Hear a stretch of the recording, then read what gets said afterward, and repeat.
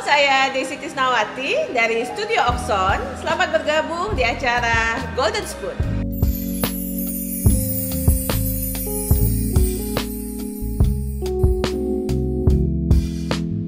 Golden Spoon adalah program yang berisikan cerita-cerita inspiratif dari UMKM yang saya mentor dan bagian dari program Oxon Support UMKM. Dan hari ini saya excited banget karena saya akan ngobrol-ngobrol dengan sepasang suami istri yang memproduksi mie asap satu-satunya dengan merek Ngasap Mie. Dan hari ini saya mau welcome Markus dan Pamela. Halo. Hai Chef. Hai, Chef. Oke, sekali lagi welcome Markus sama Pamela. Thank you, Chef. Oke, aku pengen dong dengar dari kalian sebelumnya awalnya itu backgroundnya apa? Kenapa tiba-tiba bisa ngeluarin produk Ngasap Mie ini? Boleh nggak cerita sedikit? Oke, saya pribadi backgroundnya awalnya adalah di education center. Oke. Jadi kita memang ada beberapa tempat yang kita running education center seperti itu di lokasi Jakarta. Oke, education center tuh kayak tempat ngeles gitu ya? Yes, betul. Oke. Lalu kenapa tiba-tiba dari education kayaknya ke mie kan jomplang banget nih, beda Yes, banget. Boleh betul. nggak cerita sedikit? Oke, jadi backgroundnya adalah kenapa kita dari education bisa merambah ke kuliner. Jadi kita berpikir untuk mengembangkan bisnis, tapi poin kenapa kita masuk ke kuliner adalah salah satu adalah ketika kakak kandung saya itu mengalami kecelakaan. Ya, waktu dia mengalami kecelakaan, berarti dia punya bisnis itu stop total karena dia sempat dirawat di ICU dan cukup lama. Jadi kita berpikir bagaimana untuk kita sebagai kakak adik bisa mensupport. Salah satu adalah dengan kita buka kuliner ini untuk mensupport usaha dia. Tapi yang saya sempat baca kan sejarahnya kalian sedikit gitu kan. Awalnya kan memang bukan Ngasap Mie ya. Betul. Ya, awalnya itu adalah Nasi CI. halal, betul. Ya, CI ya. Nah, sebelum kita lanjut ke tadi ke Yes. CI, boleh nggak aku pengen tanya separah apa sih kakak kamu ya kondisinya pada waktu kecelakaan itu sampai seorang adik nih sampai bela-belain mau bikin bisnis berkakaknya. Ini kayaknya bakal menarik gitu story-nya. Oke, jadi 10 tahun lalu itu kurang lebih ya. Jadi kecelakaannya itu terjadi ketika dia sedang bekerja menjaga usahanya.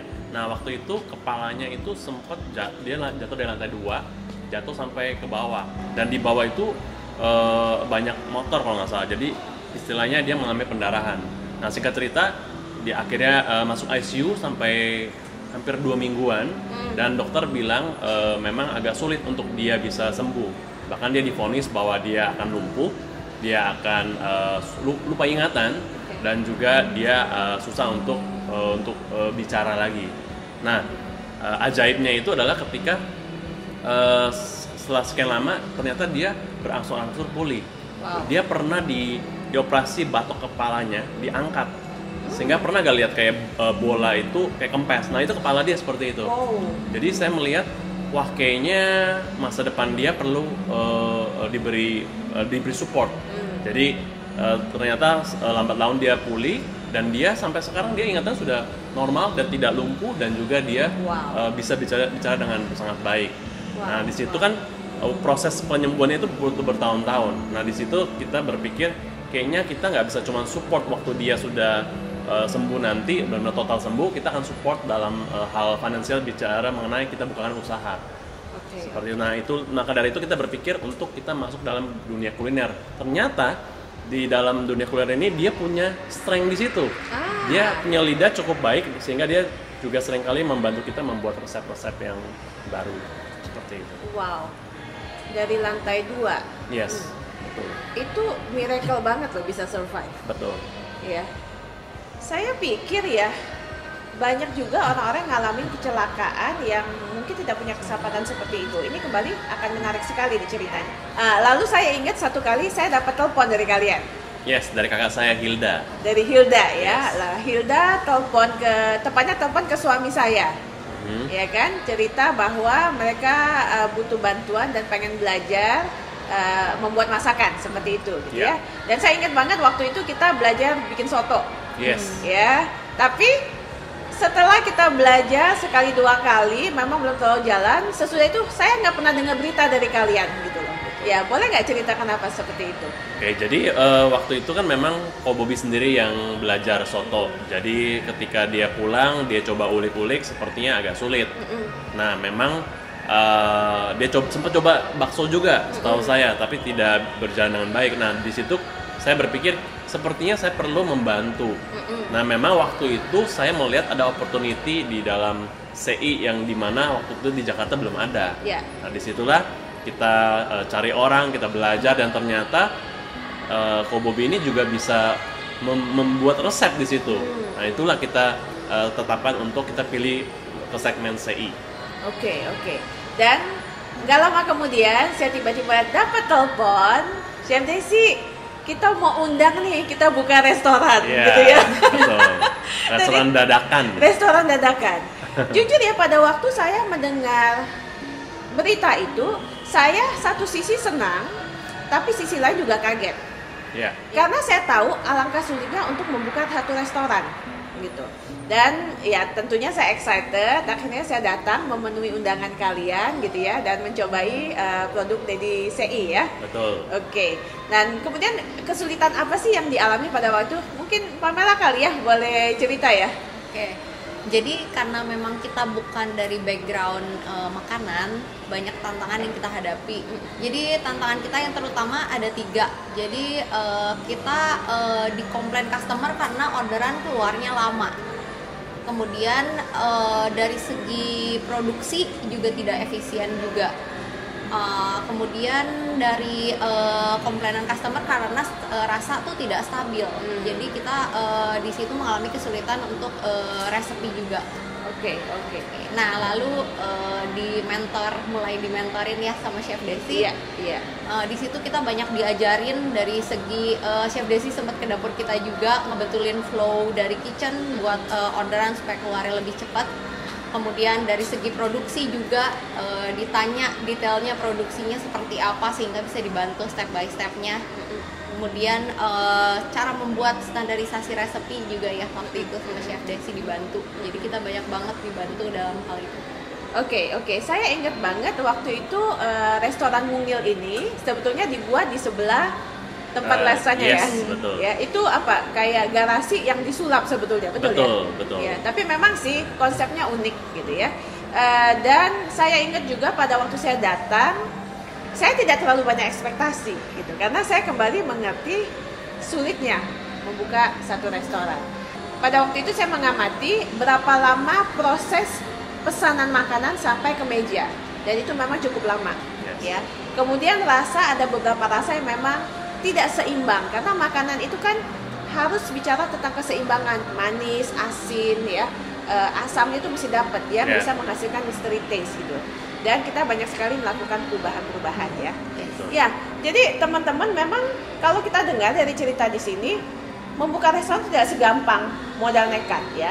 Modal nekat itu di satu sisi bagus juga, kadang-kadang kalau nggak maju juga ya kita nggak akan ada satu perubahan. Tapi dengan memiliki mentor atau orang-orang yang ada di bidangnya akan membantu kita mempercepat proses menuju keberhasilan itu. Oke, Mark, boleh dong ceritain lagi kira-kira detailnya itu, kesulitan yang dihadapi waktu nekat buka restoran ya, itu kayak apa sih? Oke, jadi kita itu seperti orang yang buta yang buka restoran. Jadi banyak challenge yang terjadi. Nah, tadi seperti yang Pamela sebutkan tadi, contohnya nih waktu chef datang dan melihat kok ini 30 menit nggak keluar-keluar, padahal nggak gitu, banyak orang di situ. Ternyata Chef Desi sempat minta masuk kitchen, dan di situ ternyata kita jadi belajar flow-nya itu salah.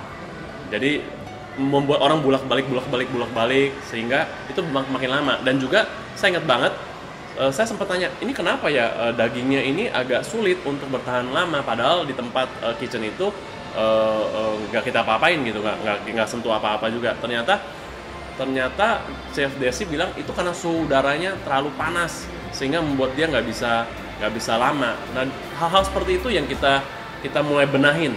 Nah, lalu mengenai food waste itu saya ingat banget. Jadi kita itu making profit tapi bocor terus. Nah, ternyata Chef Desi bilang food waste itu harus dikelola, harus di-manage. Artinya, misalnya kita ada bagian daging-daging yang kita potong dan tidak terpakai. Ternyata di situ Chef Desi mengajarkan untuk ini bisa dijadikan menu baru. Nah di situ kita kelola sehingga semua yang kita beli tidak ada waste sama sekali. Dan juga saya ingat banget mengenai belajar resep.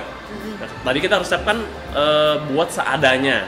Nah ternyata waktu orderan mulai bertambah, kita jadi nggak stabil. Nah, di situ kita belajar bagaimana menakar segala sesuatu dalam gramasi yang tepat. Dan juga kita pernah belajar mengenai sambal korek ya. Sambal korek itu ternyata banyak peminatnya dari resepnya Chef Desi. Jadi hal-hal seperti itu yang membuat kita, wah kita bersyukur juga nih dimentorin langsung sama Chef Desi. Banyak hal yang kita nggak pernah lewatin, jadi kita kesulitannya itu lebih cepat selesainya. Dan di situ kita berterima kasih juga sama Chef Desi juga nih. Seperti itu. Oke, memang tapi aku lihat ya, satu sisi oke lah, saya mementor gitu ya. Tapi sisi lain, yang saya lihat dari kalian punya keinginan untuk belajar. Itu salah satu kekuatan ya. Karena kan saya tuh ingat banget lah, kalian tuh setiap bulan telepon saya minta waktu. Ya, betul ya? Betul. Dan bela-belain waktu itu sampai ke rumah, bawa panci sendiri gitu loh. Dan itu tidak semua orang bisa lakukan itu gitu. Karena keinginan untuk maju itu sesuatu yang berbeda daripada hanya sekedar di mentor. Jadi memang mesti ada dua pihak ya kalau menurut saya, dan itu yang saya temukan ada di kalian gitu loh, which I appreciate it gitu loh. Dan saya juga lihat kemudian kalian pendengar yang baik ya, kan ada orang-orang tertentu ketika mereka di mentor tuh lebih banyak ngeyelnya gitu loh, ya kan ya. Jadi keinginan haus untuk belajar itu salah satu modal sih untuk kita bisa nangkep ya. Kayak spons kan kalau kita kasih air kering, nyerapnya banyak. Itu yang saya dapat dari kalian gitu ya. Dan itu pada waktu itu menunya adalah masih nasi campur ya. Betul. Kemudian aku mau bikin mie, itu statement yang berikutnya. Kita tiba-tiba bilang kita mau bikin mie nih chef. Chefnya kaget, mendingan bubur deh katanya. Nah, kita berdua merasa bubur kayaknya marketnya kecil banget nih ya, gitu. Oke. Ya, karena pada waktu itu ya, saya tuh ingat banget ya, ketika mereka mau lari dari nasi campur CI ke mie, saya sempat mikir gini, gila aja ya, nasi campur aja belum beres udah mau ke mie gitu loh. Itu pertimbangan saya gitu ya. Tapi memang saya lihat kalian cukup kekeh, kalian tahu apa yang kalian mau. Itu sangat bagus ya. Banyak orang juga ya, saya tidak bilang bahwa harus semuanya diarahkan, bukan. Keinginan yang kuat juga itu penting ya menurut saya kalau kita mau main di kuliner ya. Dan saya ingat banget ya cerita waktu kalian pertama kali pengen suruh saya nyobain mie-nya. Ya kan? Saya juga masih ingat itu. Itu lucu banget. Soalnya waktu itu Pamela yang bikin ya, bawa panci gitu. Saya bilang, ih panci aja bawa sendiri gitu kan. Semuanya pelanggan bawa, padahal di rumah mestinya ada gitu. Lalu pada waktu bikin mie, suruh saya nyobain, nggak berhasil juga. Ya kan? Ceritain dong, lagi-lagi dong biar orang tahu. Itu pada waktu itu tuh kita bahkan nggak tahu kalau ternyata harus diurai dulu. Sampai nyemplung ke air tuh kok nempel semuanya mie-nya, jadi kayak kurang enak hasilnya gitu. Ternyata Chef Desi kasih tahu bahwa harus diurai sempurna dulu baru dicelupin ke air. Nah, dan itu lucu banget. Tahu nggak apa yang di pikiranku? Ini mau jual mie, cuma ngerebus mie nggak bisa. Itu kesan pertamanya gitu kan. Tapi again, karena kalian mau belajar, hal simple. Ternyata saya juga baru nggak ya. Ternyata ada orang-orang ya seperti kalian yang memang tidak punya pengalaman di mie, sampai ngurai mie juga mereka nggak tahu bahwa itu harus diurai gitu. As simple as that. Gitu. Kemudian kita masuk ke bumbu ya. Ya bumbunya pada waktu itu terlalu banyak bumbu. Mak, cerita lagi Mak. Oke, jadi ya saya percaya sih segala sesuatu yang dimulai dengan niat baik pasti ada jalan selalu. Jadi waktu kita tes dan kita tidak berhasil, akhirnya kita tanya-tanya orang-orang nih yang memang mereka juga jualan mie. Nah, saya punya teman satu sampai dia bela-belain datang ke tempat kita ngajarin sebuah resep, dan kita waktu diajarin resep bakmi, kita bilang kayaknya perlu diulik sedikit, dan kebetulan kakak saya Ko Bobby ini jago ngulik. Memang taste dia di lidah itu cukup bagus. Nah akhirnya kita menemukan satu resep yang memang karena diberitahu teman, akhirnya kita ulik dan akhirnya ketemu resep yang pas. Terakhir kan kita kembali lagi ke Chef Desi ya. Dan kita kasih tes dan oke gitu, bisa diterima. Iya, dan pada waktu itu ada pertanyaan yang cukup menarik yang kalian sampaikan ke saya, gimana untuk menyederhanakan bumbu, Ya. ya kan? Kan ada beberapa macam bumbu, repot gitu kan, maksudnya kalau misalnya bumbunya kebanyakan, human error-nya kan juga Ya. lebih tinggi, ya kan? Lalu saya sempat menyarankan bumbu tertentu, misalnya bumbu-bumbu cair dijadikan satu, Ya. bumbu yang bubuk dijadikan satu. Jadi daripada 5 step, mendingan 2 step. Ya, jadi hal yang sederhana seperti itu mengurangi human error. Nah, itu tadi cikal bakalnya ngasap mie yang ada di sini nih, gitu ya. Karena awalnya kan memang dari CI, lalu mie-nya juga mie CI, lalu beralih ke ngasap mie. Nah, aku pengen dengar lagi ceritanya dari Markus. Oke, saya lagi ya. Jadi pas pandemi itu bisnis kita sempat tutup beberapa minggu. Dan kenapa? Karena memang nggak tahu caranya bagaimana jualan mie karena semua orang nggak ada yang bisa datang. Dan juga kita berpikir kayaknya nggak bisa tutup nih karena ini sayang, customer sudah ada. Jadi kita berdua coba berpikir kenapa kita nggak jual frozen mie. Akhirnya kita coba untuk jual, ternyata market cukup banyak peminat waktu itu ya. Akhirnya banyak yang minta coba dong dibikin mie ayam asapnya. Nah, akhirnya kita coba ulik lagi resepnya dan lahirlah merek baru kita yang namanya Ngasap Mie. Ngasap Mie mie. asap satu-satunya. Seperti itu. Ini keren banget loh, packagingnya itu. Ya. Kalau kita lihat packagingnya juga colorful, jadi menarik ya. Jadi mungkin bisa jadi ide buat yang lain ya. Oke, so Ngasap mie asap satu-satunya. Yang pertama ya.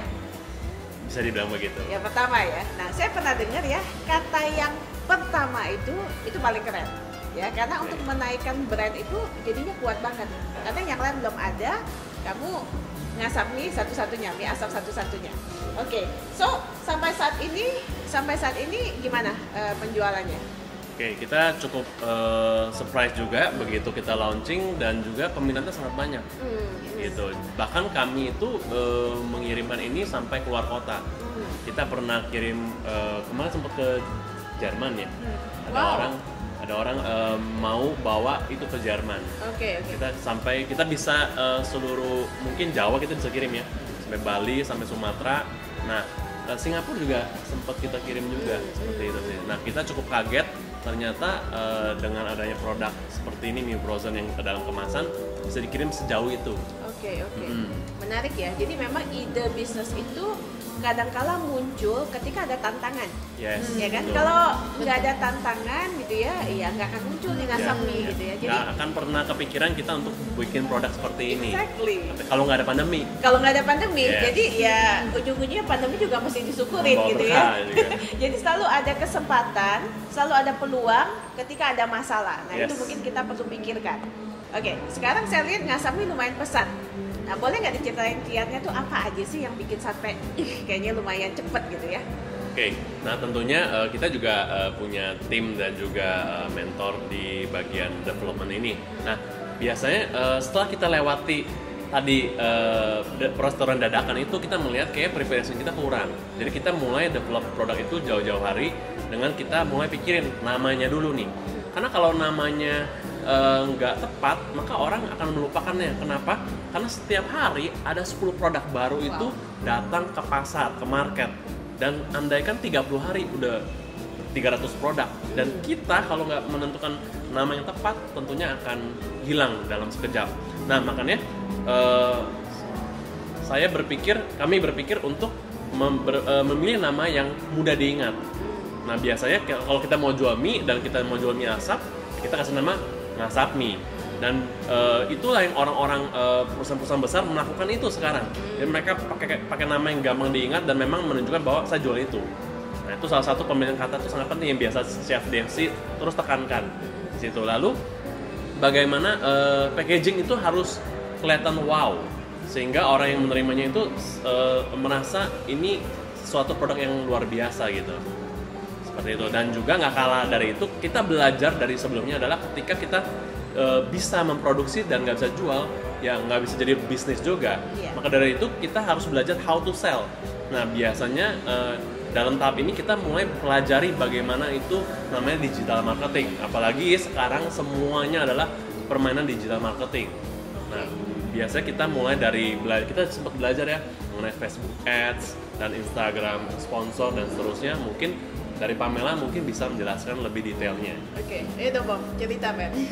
Oke, jadi yang pertama karena kita sekarang udah masuk dunia digital ya, jadi artinya kita buka toko online seperti kita buka toko online. Nah, sosial media itu nomor satu, itu paling penting. Kita mesti memastikan bahwa toko kita itu presentable, rapi, menarik, bikin ngiler ya kalau makanan terutama. Kemudian itu penting. Jadi ketika orang masuk ke toko kita online itu dia tertarik, dia ingin lihat-lihat lebih jauh lagi. Nah itu penting sekali. Oke, sekarang kan banyak tren nih ya, mereka memakai influencer, gitu ya. Kalau menurut kamu Endorse gimana? ya? Nah, endorse ya. Oke. Nah, jadi memang ini aku cukup belajar banyak juga dari kesalahan-kesalahan aku sebelumnya. Terutama aku punya perspektif yang salah. Jadi sebelumnya aku tuh selalu berpikir bahwa begitu aku mengeluarkan budget sekian untuk endorse, itu aku mengharapkan sales itu kembali minimal balik modal gitu. Tapi ternyata tidak begitu. Jadi endorsement atau kita memberikan minta review dari influencer itu kita ada tujuannya. Jadi tujuannya ada yang kalau untuk yang mega influencer contohnya, itu kita tujuannya untuk create awareness. Jadi kita bangun untuk orang-orang tahu brand kita nih. Iya. Jadi bukan untuk langsung kita mengharapkan sales yang sangat luar biasa gitu. Nah, ada juga beberapa influencers yang sedang ya kita bilangnya. Nah, itu kita bisa hitung-hitung apakah ini akan masuk untuk nanti budget boosting sales kita. Gitu. Atau kita mau ngambil yang micro atau yang mini influencers tapi kita ambil banyak dalam satu waktu itu untuk ambil komunitas-komunitas kecil mereka gitu. Jadi caranya itu ada banyak dan tujuannya juga beda-beda. Tadi kamu sempat mention kalau kita endorse pakai influencer tuh seperti toa. Pakai toa gitu ya. Iya, betul. Ya. Gimana sih maksudnya? Jadi itu sama dengan ketika kita siap untuk endorse, itu kita seperti memberikan toa ke orang tersebut karena dia akan meneriakan brand kita.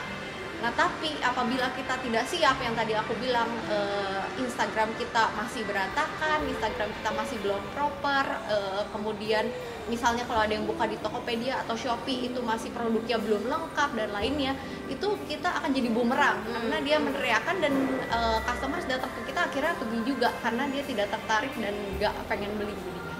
Oke, jadi kuncinya ini menarik banget nih ya. Seperti toa. Jadi kayak saya ngomong, "Oi, ngasap mie gitu ya. Tapi begitu mereka masuk ke Instagram, lalu masuk ke ke marketplace, begitu ngelihat, iya ilah begini doang. Makanya jadi bumerang. Nah, itu sebenarnya mesti hati-hati ya. Betul. Pada waktu kita mau menggunakan influencer ya. Betul. Pastikan semuanya udah siap dulu. Betul. Begitu masuk, mereka bisa stay. Dan tentunya biasanya diikuti dengan testimoni-testimoni ya. Betul. Dan video, betul ya. Iya. Oke. Nah, ini menarik banget nih. Terus apa lagi yang dilakukan? Kalau nggak boleh tahu nggak ya, kira-kira budgetnya, budget minimum atau mungkin maksimum lah untuk ngasap mie itu rata-rata untuk marketing itu kira-kira berapa ya?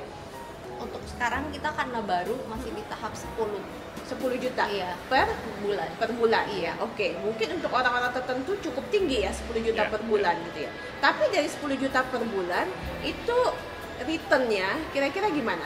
Jadi orang ada bayangan nih, gue ngeluarin 10 juta nih, returnnya bagaimana? Itu kembali lagi ke target sales ya, karena kan yang tadi aku bilang tujuannya itu beda-beda. Sekarang kita mau create awareness dulu atau kita langsung mau ngejar salesnya dulu, gitu. Kalau dari pengalaman ngasap mie? Kalau dari kita hitung cost kita dulu nih semuanya, kita perlu berapa packs nih untuk minimal kita cost semua tercover. Oke. Gitu. Nanti dari jadi kita tahu berapa packs. Nah, kita pilih dari budget kita itu ada yang buat boosting sales, ada yang buat create awareness. Gitu. Jadi kita harus memenuhi target tersebut. Oke, jadi dua-duanya dapat ya. Ya, jadi mungkin ini kembali yang perlu dipahami ya, bahwa tidak semudah kita memakai influencer ya. Semuanya memang mesti dihitung dengan jelas ya. Kembali ke tadi 10 juta bagi sebagian orang itu udah kayaknya udah merem deh, udah nggak mungkin gitu loh. Yeah. Tapi dari awalnya kira-kira gimana? Oke, kita kan memang budgeting itu untuk ads dan juga influencer. Nah, kita juga nggak mulai dari sebesar itu. karena kan semua tergantung omset. Nah biasanya kami tuh menghitung itu dari persentase omset. Misalnya kita budgetin, oke 5% dari omset bulan lalu kita. Nah 5% itu kita harapkan bisa membawa sales itu jauh lebih besar daripada omset bulan lalu. Itu seperti itu sih. Nah kalau memang 5% udah cukup oke, dia mau scaling up, mau lebih besar lagi, ya dia harus naikkan 10%. Nah karena zaman sekarang ini chef kita itu perlu menyisihkan, alokasikan budget untuk digital marketing. Karena itulah yang membawa traffic penjualan, pembelian orang-orang tuh ke toko kita. Oke. Nah itu kayaknya lebih terukur ya, 5%, 10% Betul. ya.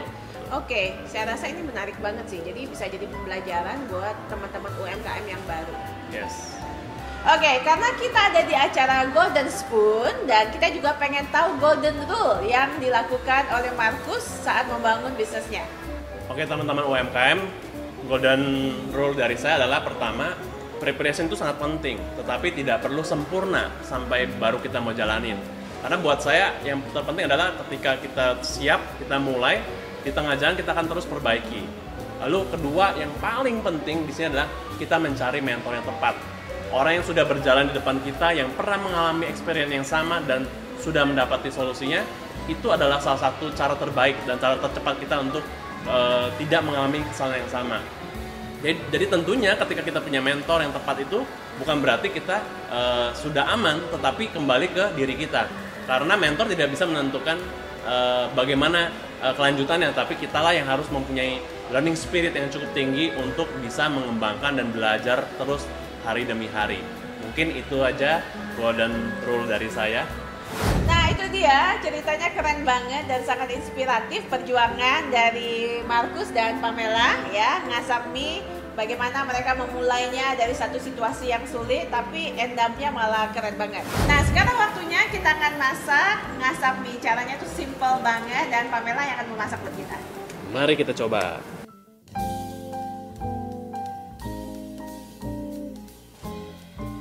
Pertama-tama kita urain dulu mie-nya. Nah buat kamu yang nggak ngerti cara masak mie ya, ini langkah pertama yang mesti dilakukan. Dan ini adalah minyak dan bumbunya ya.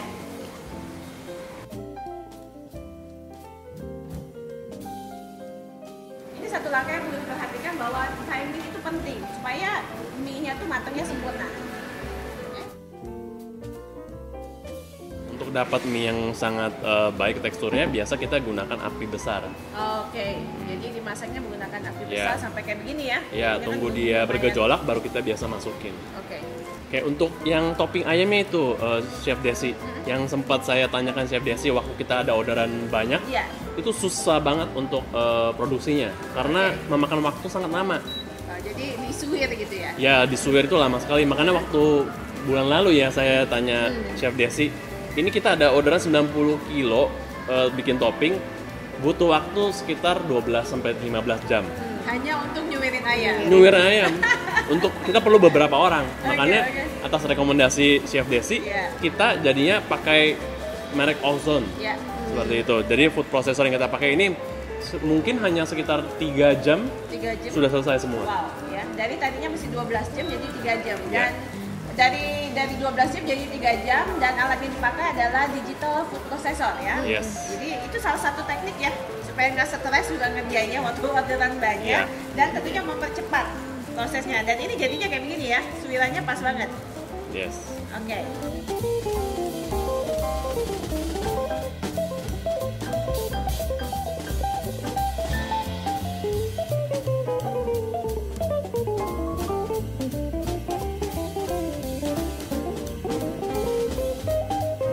Ngasap mie udah selesai, ini dari aromanya udah enak banget gitu.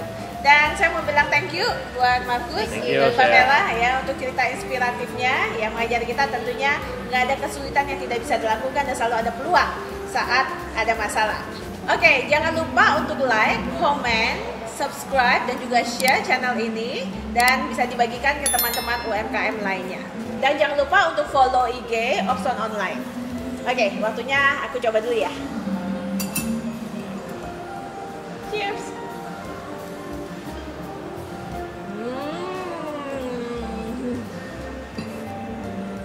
Enak banget guys.